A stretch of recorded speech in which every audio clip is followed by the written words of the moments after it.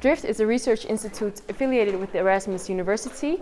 We're an activist institute that researches societal transitions. And we're activists because we also really want to move people, and we want to make sure that these sustainability transitions are accelerated.